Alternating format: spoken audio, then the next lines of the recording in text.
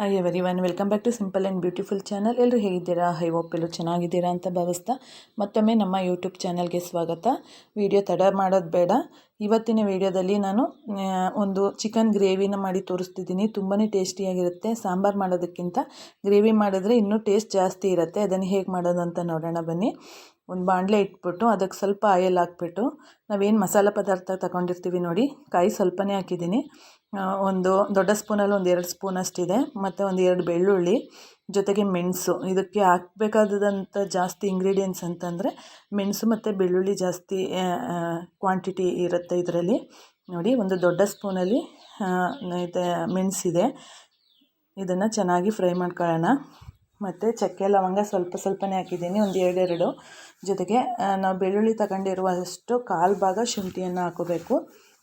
ಇದನ್ನು ಚೆನ್ನಾಗಿ ಎಣ್ಣೆಯಲ್ಲಿ ಫ್ರೈ ಮಾಡ್ಕೋಬೇಕು. ಫ್ರೈ ಮಾಡಿ ರುಬ್ಬಿ ಮಾಡಿದ್ರಂತೂ ತುಂಬಾ ಟೇಸ್ಟಿಯಾಗಿರುತ್ತೆ ಗ್ರೇವಿ. ನೋಡಿ, ಇದನ್ನು ಚೆನ್ನಾಗಿ ಫ್ರೈ ಮಾಡಿಕೊಂಡು ಇದಾದ ನಂತರ ಕೊತ್ತಂಬರಿ ಸೊಪ್ಪು, ಸ್ವಲ್ಪ ಪುದೀನ ಎರಡನ್ನೂ ಹಾಕ್ಕೊಂಡು ಅದನ್ನು ಚೆನ್ನಾಗಿ ಫ್ರೈ ಮಾಡ್ಕೋಬೇಕು. ನೋಡಿ, ಕೊತ್ತಂಬರಿ ಸೊಪ್ಪು ಮತ್ತು ಪುದೀನ ಎರಡನ್ನೂ ಚೆನ್ನಾಗಿ ಸೋಸಿ ಗಲೀಜೆಲ್ಲ ತೆಗೆದು ಚೆನ್ನಾಗಿ ತೊಳಿಬೇಕು. ಅದರಲ್ಲಿ ಕಲ್ಲಿರುತ್ತೆ. ಚೆನ್ನಾಗಿ ತೊಳೆದು ಅದನ್ನು ಚೆನ್ನಾಗಿ ಮಿಕ್ಸ್ ಮಾಡಿಕೊಂಡು ಎಣ್ಣೆಯಲ್ಲೇ ಫ್ರೈ ಆಗಬೇಕು. ತುಂಬಾ ಬೇಗ ಆಗುತ್ತೆ ಈ ರೀತಿ ಮಾಡೋದ್ರಿಂದ. ಜಾಸ್ತಿ ಬೇಯಿಸಬೇಕು ಅನ್ನೋ ಅವಶ್ಯಕತೆ ಬರಲ್ಲ. ನೋಡಿ, ಸಾಂಬಾರು ಪೌಡರ್ ಇದು, ಮಟನ್ ಸಾಂಬಾರು ಪೌಡರು ಬರೀ 2 ಸ್ಪೂನಷ್ಟು ಹಾಕಿದ್ದೀನಿ. ಚಿಕ್ಕ ಸ್ಪೂನಲ್ಲಿ ಒಂದು 2 ಸ್ಪೂನ್ ಹಾಕಿದ್ದೀನಿ. ನಾವು ಮೆಣಸು ಹಾಕಿದ್ದೀವಿ, ಹಸಿಮೆಣ್ಸಿಕಾಯಿನ ಹಾಕೋಬೋದು, ನಾನು ಹಾಕಿಲ್ಲ. ಬೇಕಂದರೆ ಆ್ಯಡ್ ಮಾಡ್ಕೋಬೋದು. ಈಗ ಇದನ್ನು ಚೆನ್ನಾಗಿ, ಅದು ಗ್ರೇವಿಯಾಗಿರೋದ್ರಿಂದ ಸಾಂಬಾರು ಪೌಡರ್ ಸ್ವಲ್ಪನೇ ಹಾಕೋಬೇಕು. ಇದನ್ನು ರುಬ್ಬಿಟ್ಕೋಬೇಕಾಗತ್ತೆ. ಅದನ್ನು ಸೈಡಲ್ಲಿ ಆರಿಸ್ಬಿಟ್ಟು ರುಬ್ಬಿಟ್ಕೊಳ್ಳೋಣ. ಅದ್ರ ಜೊತೆಗೆ ಅದು ಆ ಕಡೆ ರೆಡಿ ಇದೆ.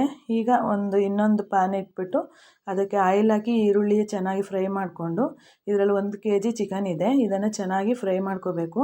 ಚೆನ್ನಾಗಿ ನೀರೆಲ್ಲ ಹಿಂಗೋಗಬೇಕು. ಆ ರೀತಿ ಚೆನ್ನಾಗಿ ರೋಸ್ಟ್ ಆಗಬೇಕು. ಆ ರೀತಿ ಫ್ರೈ ಮಾಡ್ಕೋಬೇಕಾಗತ್ತೆ. ಸಿಮ್ಮಲ್ಲೇ ಇಟ್ಕೊಂಡು ಉರಿಯನ್ನು ಕೈ ಆಡಿಸ್ತಾನೇ ಇರಬೇಕು. ಇಲ್ಲ ಅಂತಂದರೆ ಇದಕ್ಕೆ ಆಯಿಲ್ನ ಸ್ವಲ್ಪ ಕಡಿಮೆ ಹಾಕಿದ್ದೀನಿ. ಯಾಕೆ ಅಂದರೆ ಚಿಕನಲ್ಲೇ ಆಯಿಲ್ ಬಿಟ್ಕೊಳ್ಳುತ್ತೆ. ಈ ಹಂತದಲ್ಲೇ ಉಪ್ಪನ್ನು ಹಾಕೋಬೇಕು. ಈಗ ಹಾಕಿದ್ದೀವಲ್ಲ, ನೋಡ್ಕೊಂಡು ನೆಕ್ಸ್ಟ್ ಹಾಕುವಾಗ ಹಾಕಬೇಕಾಗತ್ತೆ. ಸಾಕಾದರೆ ಇದೇ ಸಾಕಾಗತ್ತೆ. ಇದನ್ನು ಚೆನ್ನಾಗಿ ಫ್ರೈ ಮಾಡ್ಕೊಂಡಿದ್ದಾದಮೇಲೆ ರುಬ್ಬಿಟ್ಕೊಂಡಿದ್ವಲ್ಲ ಮಸಾಲೆ, ಇದನ್ನು ಹಾಕ್ಕೊಳ್ಳೋದು. ಹಾಕ್ಬಿಟ್ಟು ಚೆನ್ನಾಗಿ ಮಿಕ್ಸ್ ಮಾಡ್ಕೋಬೇಕು. 1 ರೌಂಡು ಚೆನ್ನಾಗಿ ಮಿಕ್ಸ್ ಮಾಡ್ಕೋಬೇಕು. ಮಿಕ್ಸ್ ಮಾಡ್ಕೊಂಡಿದ್ದಾದ ನಂತರ ಇದನ್ನು ನೀರು ಹಾಕದೆ ಬೇಯಿಸುವಂಥದ್ದು ಏನಿಲ್ಲ. ಎಲ್ಲ ಫ್ರೈ ಮಾಡಿರೋದ್ರಿಂದ ಎಲ್ಲ ಮಿಕ್ಸ್ ಮಾಡ್ಕೋಬೇಕಷ್ಟೆ. ನೀಟಾಗಿ ಮಿಕ್ಸ್ ಮಾಡ್ಕೊಂಡಿದ್ದಾದಮೇಲೆ ನಮಗೆ ಎಷ್ಟು ಗಟ್ಟಿ ಗ್ರೇವಿಯಾಗಿರೋದ್ರಿಂದ ಇದು ಜಾಸ್ತಿ ತೆಳು ಬರಲ್ಲ. ಒಂದೇ ಸತಿ ನೀರು ಹಾಕಬೇಕು. ನೀರು ಹಾಕ್ಬಿಟ್ಟು ಅದನ್ನು ಚೆನ್ನಾಗಿ ಕುದಿಸ್ಬೇಕಾಗತ್ತೆ. ಚೆನ್ನಾಗಿ ಕುದ್ದ ನಂತರ ಅದು ಗಟ್ಟಿ ಬರುತ್ತೆ ನೋಡಿ. ಅಲ್ಲಿಗೆ ಆಲ್ಮೋಸ್ಟ್ ಈ ಹಂತದಲ್ಲಿ ನಮಗೆ ಆಲ್ಮೋಸ್ಟ್ ಒಂದು 60% ರೆಡಿಯಾಗಿದೆ. ಈಗ 1-2 ಕುದಿ ಬಂದರೆ ಸಾಕಾಗತ್ತೆ. ಚಿಕನ್ನು ನಾವು ಫ್ರೈ ಮಾಡುವಾಗಲೇ ಬೆಂದೋಗ್ಬಿಟ್ಟಿರುತ್ತೆ ನೋಡಿ. ಈ ರೀತಿ ಬೇಯಿಸ್ಕೋಬೇಕು. ಬೇಯಿಸ್ಕೊಂಡು ಕೈ ಆಡಿಸ್ತಾನೆ ಇರಬೇಕಾಗತ್ತೆ.